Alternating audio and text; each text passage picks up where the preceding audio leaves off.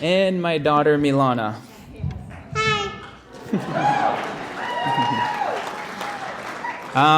So before we start here briefly, I just want to let everybody know that I grew up in the core neighborhood, so I'm going to be speaking a little bit outside of Riversdale as well, because what I want to do is give a voice for the youth. There's a lot of talks, and we've had a great number of versatile talkers and speakers here on different points, but one of our last speaker who mentioned about the youth and how, we hear a lot of politicians that speak about youth being our future, especially in Native communities, but they use that as a campaign tactic and they fail to deliver on those. So I work at the Youth Center, White Buffalo Youth Lodge. You can start this. And this is an art wall that's on the back of our youth center. So that was created to provide a workspace for artists. Now, to show youth who have may find a spray can and think that they're just going to go and scribble on something, this is to help inspire them. So when they're walking through the alleys, like how we've seen the kids playing on the mattress, like it's a reality. So if you guys notice something in this alley, has anybody seen it yet? Right at the bottom of the screen? So I just took these pictures 2 days ago. I'm a procrastinator, so I didn't get this in till today. But yes, there's a needle there, right in the back of our youth center. And what did we see in one of the earlier slides by Dr. Ryan Miley? Kids jumping on a mattress. What do you see lying beside this mattress? A needle, right? So this is the reality, and this is what I want to bring to the table, because we are talking about the change. There's still a lot of change that needs to happen, and we need to think about our youth as well. If you see in the background of that mattress, there was 2 youth that just happened to walk by. And if you look further on beyond that youth, you'll see a playground and a school. My kids used to go to that school, and I took them out because they were finding needles in the playground and in the park during recess. So for fear of my safety of my children, I needed to remove them, which is a sad thing because this is a beautiful community. Interesting enough, when I was taking these pictures, these people came to clean up.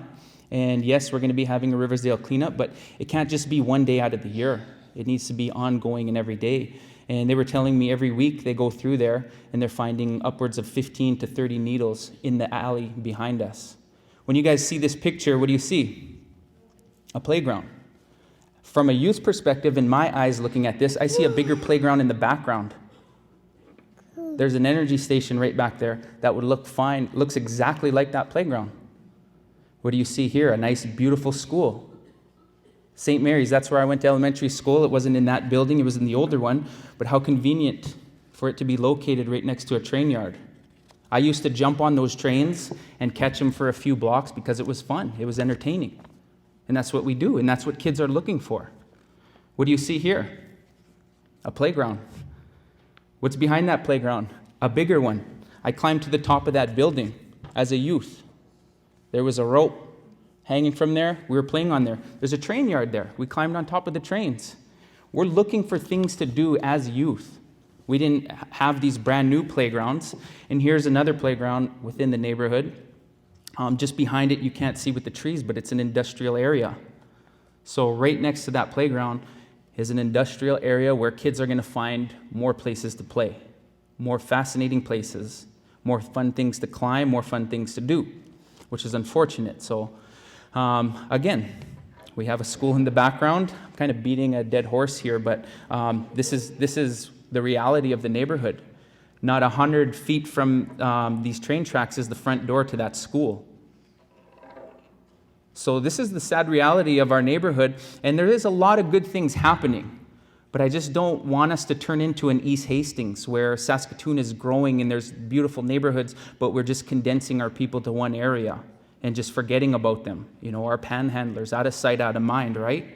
You see a beautiful park here, I see a nice apparatus to climb. This is located, where else in Saskatoon is this located?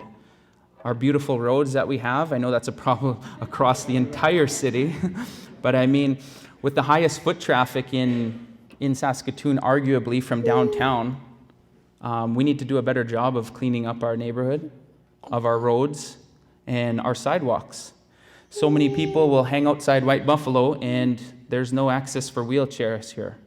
for them to be able to utilize the sidewalks in our neighborhood. Every single one of our streets needs to be wheelchair accessible. The bike lanes, how we seen that earlier, that's a great idea. A lot of the people do walk around here, so if you are in the neighborhood, you will see a lot of people walking or biking. We need more of these. For some of you who don't know what that is, there's actual bike pump at the bottom there. You just press that little pedal, and then you pump your tires in your air. Attached to that is a little wrench that you can fix up your bike. Sorry, my girl. So you can fix up your bike, which a lot of people do ride bikes but don't have access to the tools. So there's the bike co-op through CYNC. We need more things like this. How are we going to help the people who are already here? These are some of the things we need to think about. Our youth are riding interestingly made up bikes, and I was one of those youth myself. You know, at the age of 10, I could strip a bike down and put it back together. And we need affordable housing. We need affordable housing within this community. However we want to go about that, I don't know. I'm not the expert, but just thinking about youth, right? You know, we need more grocery stores, affordable grocery stores. Kids using the food bank a lot, like how our stats were brought up. But also, too, with being able to what's the word I'm looking for? We need to keep the heritage of the community. We need to keep the character, and we can't be pushing the people out. So this building is a great example. I know that it was in threat of being taken down with needing more money and whatnot. So, and then I've been to Chicago, and they have a part of Chicago called Old Town, and it really kept the character. It's a beautiful place. It's clean. It's nice. It's safe. A lot of the people that walk down 20th Street who we're scared of, they're just as scared of you guys as we're scared of them.